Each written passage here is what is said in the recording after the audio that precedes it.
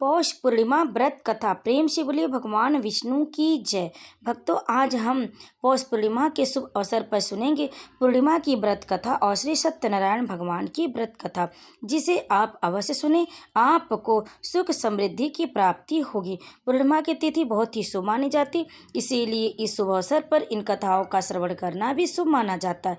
इसीलिए भक्तों, आइए सुनते हैं पूर्णिमा की व्रत कथा। पौष पूर्णिमा की कथा। द्वापर युग में एक बार यशोदा मैया ने श्री कृष्ण से कहा कि तुम तो पूरे संसार के पालन करता, और आज तुम मुझे ऐसा कोई व्रत बताओ जिसे करने से किसी भी स्त्री को विधवा होने का भय न रहे तथा इससे मनुष्यों की सभी मनोकामनाएं पूर्ण हो। श्री कृष्ण बोलते हैं कि माता, आपने बहुत ही सुंदर प्रश्न किया। मैं आपको इसके बारे में विस्तार पूर्वक बताता हूँ। सौभाग्य प्राप्ति के लिए महिलाओं को 32 पूर्णमासियों के व्रत को करना चाहिए। इससे उनकी सभी मनोकामनाएं पूर्ण होती और उन्हें सौभाग्यवती होने का आशीर्वाद प्राप्त होता। अब मैं आपको इससे जुड़ी हुई कथा सुनाता हूँ। इस भूमंडल पर एक अत्यंत प्रसिद्ध राजा चंद्रहास से पालित अनेक प्रकार के रत्नों से परिपूर्ण कातिका नाम की एक नगरी थी।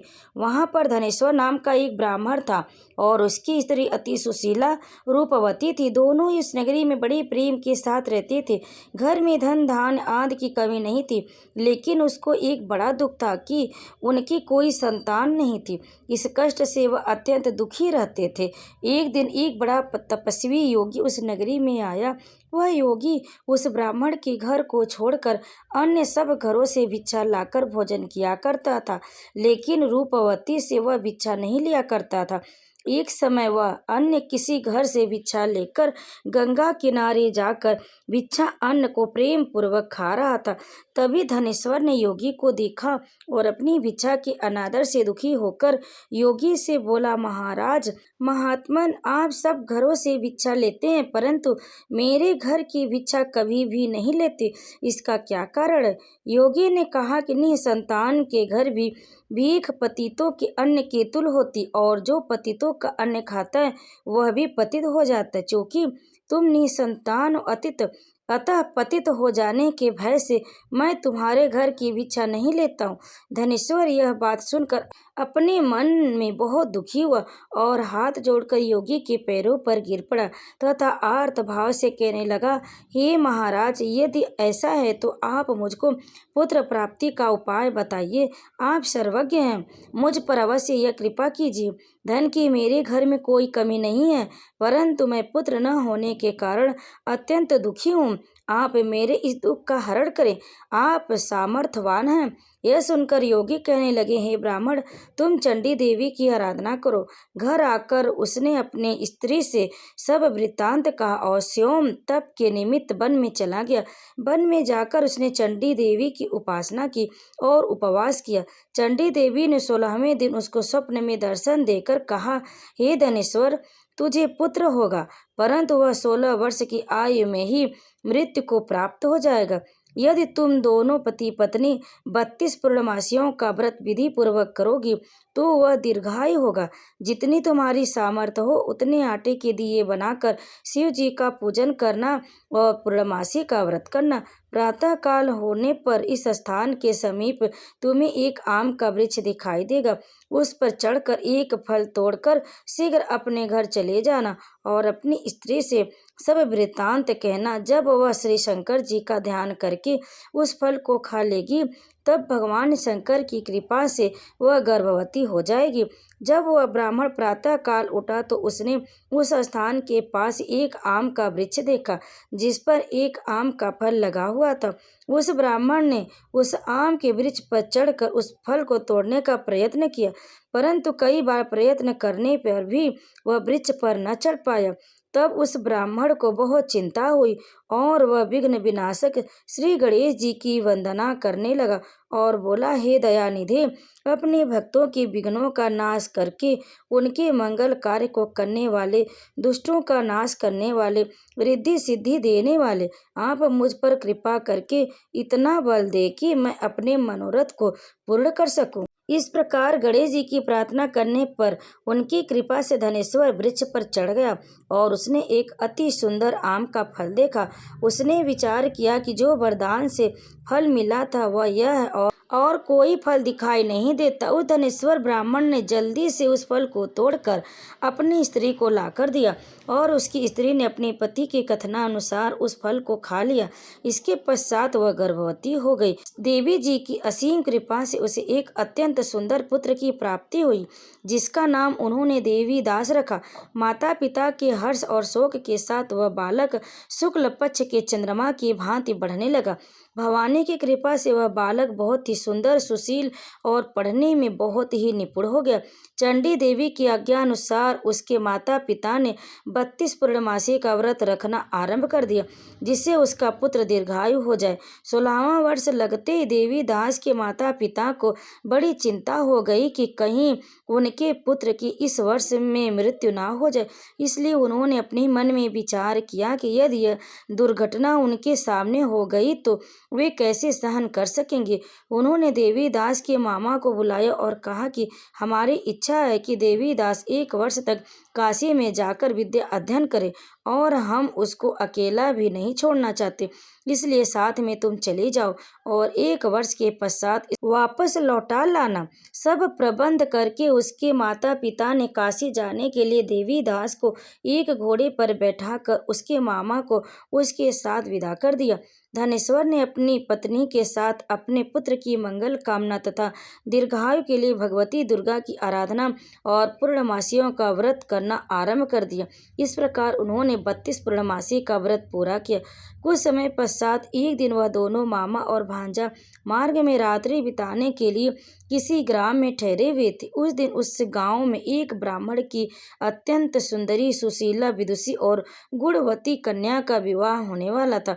जिस धर्मशाला के अंदर वर और उसकी बारात ठहरी हुई थी, उसी धर्मशाला में देवीदास और उनके मामा भी ठहरे हुए थे। संयोगवश कन्या को तेल आदि चढ़ाकर मंडप आदि का कृत्य किया जा रहा था, लेकिन लगन के समय वर को धनुर्वात, एक वायु रोग जिससे शरीर धनुष की तरह झुककर टेढ़ा हो जाता है, हो गया। इस कारण वर के पिता ने अपने कुटुंबियों से परामर्श करके निश्चय किया कि यह देवीदास मेरे पुत्र जैसा ही सुंदर है, मैं इसके साथ लग्न करा दूँ तो और बाद में विवाह के अन्य कार्य मेरे लड़के के साथ हो जाएंगे।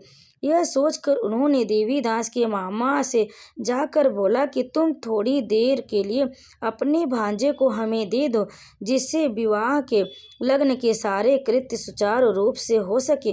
तब उसका मामा कहने लगा कि जो कुछ भी कन्यादान के समय वर को मिले वह सब हमें दे दिया जाए, तो मेरा भांजा इस बारात का दूल्हा बन जाएगा। इस बात पर वर के पिता ने स्वीकार कर ली और उसने अपने भांजे को वर बनने के लिए भेज दिया और उसके साथ वह विवाह कार्य रात्रि में विधि पूर्वक संपन्न हो गया। पत्नी के साथ वह भोजन न कर सका और अपने मन में विचार करने लगा कि न जाने यह कैसी स्त्री होगी। वह एकांत में इसी सोच में पड़ गया और उसकी आंखों से आंसू आ गए। तब वधू ने पूछा कि क्या बात है, आप इतने उदासीन व दुखी क्यों हो रहे? तब उसने सब बातें जो वर के पिता और उसके मामा में हुई थी उसको बतला दिया। तब कन्या कहने लगी, यह ब्रह्म विवाह के विपरीत कैसे हो सकता है? देव, ब्राह्मण, अग्नि के सामने मैंने आपको ही अपना पति बनाया है, इसलिए आप ही मेरे पति हैं।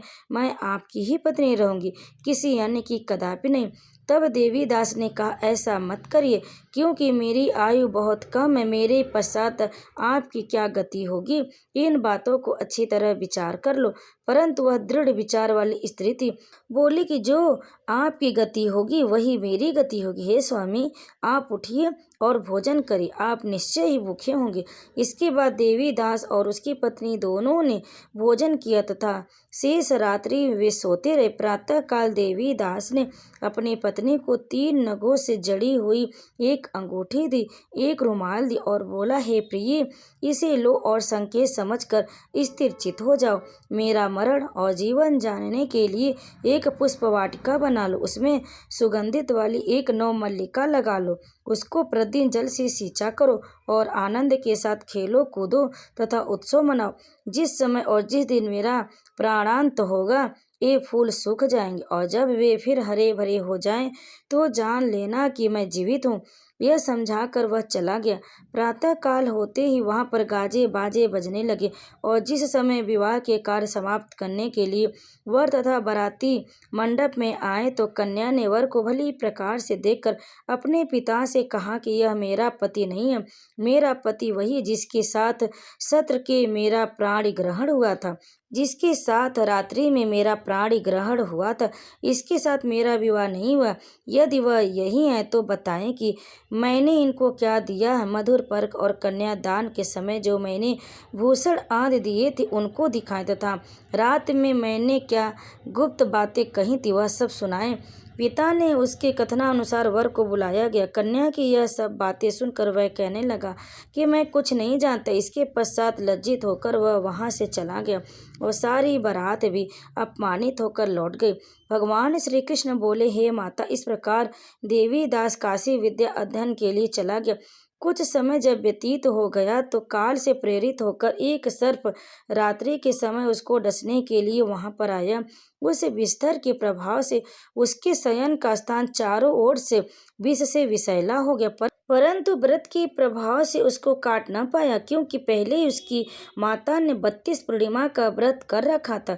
इसके बाद मध्याह्न के समय शिवम काल वहां पर आया और उसके शरीर से उसके प्राणों को निकालने का प्रयत्न करने लगा, जिससे वह मूर्छित होकर पृथ्वी पर गिर पड़ा।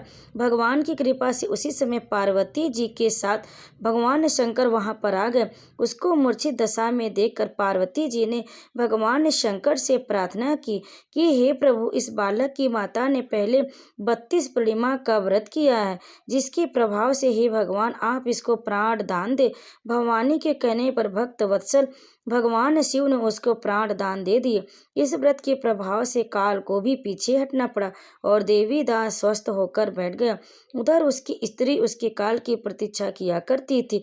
जब उसने देखा कि पुष्प वाटिका में पत्र पुष्प कुछ भी नहीं रहे तो उसको अत्यंत आश्चर्य हुआ और जब वह वैसे ही हरी भरी हो गई तो वह जान गई कि वह जीवित हो गया।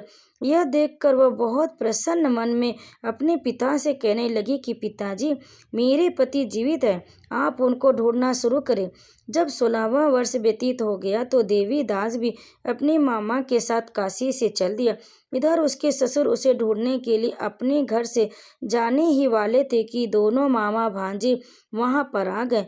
देवीदास को आते देखकर उसका ससुर बड़ी प्रसन्नता के साथ अपने घर में ले गया। उस समय नगर के निवासी भी वहां एकत्रित हो गए और सबने निश्चय किया कि अवश्य इसी बालक के साथ इस कन्या का विवाह हुआ था। उस बालक को जब कन्या ने देखा तो पहचान लिया और कहा कि यह वही है जो संकेत करके गया था। तद उपरांत सभी कहने लगी कि भला हुआ जो यह आ गया और सब नगरवासियों ने आनंद मनाया। श्री कृष्ण जी कहने लगे कि इस प्रकार धनेश्वर 32 पूर्णिमाओं के व्रत के प्रभाव से पुत्रवान हो गया। जो भी स्त्रियां इस व्रत को करती हैं वे जन्म जन्मांतर में विधवा का दुख नहीं भोगती और सदैव सौभाग्यवती रहती है। यह मेरा वचन है, इसमें कोई संदेह नहीं है। यह व्रत पुत्र पौत्रों को देने वाला तथा संपूर्ण कामनाओं को पूर्ण करने वाला है। 32 पूर्णिमाओं के व्रत से व्रती की सब इच्छाएं भगवान शिव जी पूर्ण करते हैं। तो प्रेम से बोलिए भगवान शिव की जय, माता पार्वती की जय, भगवान विष्णु की जय। भक्तों, अब आइए सुनते हैं श्री सत्यनारायण भगवान की कथा। पौष पूर्णिमा पर श्री सत्यनारायण भगवान की कथा सुनना बहुत ही फलदायी माना जाता, इसीलिए भक्तों श्री सत्यनारायण भगवान की कथा का श्रवण अवश्य करना चाहिए। तो प्रेम से बोले श्री सत्यनारायण भगवान की जय। पौराणिक कथाओं के अनुसार काशीपुर नगर में एक गरीब ब्राह्मण रहा करता था, जो की भिक्षा मांगकर अपना जीवन यापन करता था। एक बार भगवान विष्णु एक बूढ़े ब्राह्मण का रूप धरकर स्वयं उस गरीब ब्राह्मण के पास गए और कहने लगे, हे विप्रे, श्री सत्यनारायण भगवान मनोवांछित फल देने वाले हैं और उनका व्रत व पूजन करने से मनुष्य के सभी दुख दूर होते। तुम भी उनका व्रत व पूजन करोगे तो सब प्रकार के दुखों से मुक्त हो जाओगे। इस व्रत का मतलब मात्र भोजन न लेना ही नहीं है, समझना चाहिए, बल्कि उपवास के समय हृदय में यह धारणा होनी चाहिए कि आज श्री सत्यनारायण भगवान हमारे पास ही विराजमान है। अतः अंदर व बाहर स्वच्छता बनाए रखनी चाहिए और श्रद्धा विश्वास पूर्वक भगवान का पूजन कर उनकी मंगलमयी कथा का श्रवण करना चाहिए। श्री सत्यनारायण की कथा बताती है कि व्रत पूजन करने से मानव मात्र का समान अधिकार है, चाहे वह निर्धन धनवान राजा हो या व्यवसायी, ब्राह्मण या अन्य वर्ग, स्त्री हो या पुरुष। यही स्पष्ट करने के लिए इस कथा में निर्धन ब्राह्मण, गरीब लकड़हारा, राजा उल्का मुख, धनवान व्यवसायी, साधु वैश्य, उसकी पत्नी लीलावती, पुत्री कलावती, राजा तुंगध्वज एवं गोपगढ़ों की कथा का समावेश किया गया है। कथा अनुसार जिस प्रकार लकड़हारे, गरीब, ब्राह्मण, उल्का मुख, गोपगढ़ों ने यह व्रत रखा और सत्यनारायण भगवान की कथा को सुना, इस कथा को सुनते ही श्रद्धा और भक्ति तथा प्रेम के साथ सत्यव्रत का आचरण करने में लग गए और फलस्वरूप सुख भोग कर परलोक में मोक्ष के अधिकारी हुए। एक साधु वैश्य ने भी यही प्रसंग राजा उल्कामुख से सुना, किंतु उसका विश्वास अधूरा था और श्रद्धा में कमी होने के कारण उसने मन में प्रण लिया कि संतान प्राप्ति पर सत्यव्रत पूजन करूंगा। समय बीतने पर उसके घर में एक सुंदर कन्या ने जन्म लिया। जब उसकी पत्नी ने व्रत की याद दिलाई तो उसने कहा कि कन्या के विवाह के समय करेंगे। कन्या के विवाह का भी समय आ गया और पत्नी ने याद दिलाया तो उसने बात टाल दी। इसके बाद व्यापारी अपने दामाद को लेकर व्यापार के लिए चला गया। वहां उसने चोरी के आरोप में राजा चंद्रकेतु द्वारा दामाद सहित कारागार में डाल दिया गया। उसके अपने घर में भी चोरी हो गई। पत्नी लीलावती और पुत्री कलावती भिक्षावृत्ति के लिए विवश हो गई। एक दिन कलावती ने किसी के घर श्री सत्यनारायण का पूजन होते देखा और घर आकर माँ को प्रसाद दिया। तब माँ ने अगले दिन श्रद्धा से व्रत पूजन कर भगवान के प्रति और दामाद के शीघ्र वापस आने का वरदान मांगा। श्री हरि प्रसन्न हो गए और स्वप्न में राजा को कह दिया कि वह दोनों बांदियों को छोड़ दे, क्योंकि वह निर्दोष है। राजा ने अगली सुबह उनका धन धान्य और प्रचुर द्रव्य देकर उन्हें विदा किया। घर आकर पूर्णिमा और संक्रांति को सत्यव्रत का जीवन भर आयोजन करता रहा। परिणाम स्वरूप उसे सांसारिक सुख भोग कर मोक्ष प्राप्त हुआ। इसी प्रकार एक बार राजा तुंगध्वज ने वन में गोपगढ़ों को श्री सत्यनारायण भगवान का पूजन करते देखा, किंतु उसने अभिमान की वजह से राजा न तो पूजा स्थल पर गया, न दूर से ही प्रणाम किया और न ही गोपगढ़ों द्वारा दिया गया प्रसाद ग्रहण किया। परिणाम स्वरूप यह हुआ कि राजा के पुत्र, धन धान्य, अश्व गजादि सब नष्ट हो गए। राजा को फिर यह आभास हुआ कि विपत्ति का कारण सत्यदेव भगवान का निरादर है। तब उसे बहुत पश्चाताप हुआ। तुरंत वन में गया और गोपगढ़ों को बुलाकर उसने सत्यनारायण भगवान की पूजा विधि पूछी और बाद में पूजा भी की। फिर उसने प्रसाद ग्रहण किया और घर आ गया।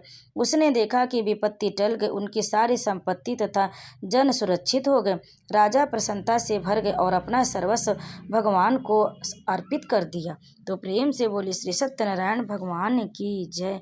तो प्रेम से बोले श्री सत्यनारायण भगवान की जय। भक्तों, कथा को अंत तक सुनने के लिए आप सभी का बहुत बहुत धन्यवाद। आप सभी पर श्री सत्यनारायण भगवान कृपा सदैव बनी रहे। प्रेम से बोलिए श्री सत्यनारायण भगवान की जय, विष्णु भगवान की जय।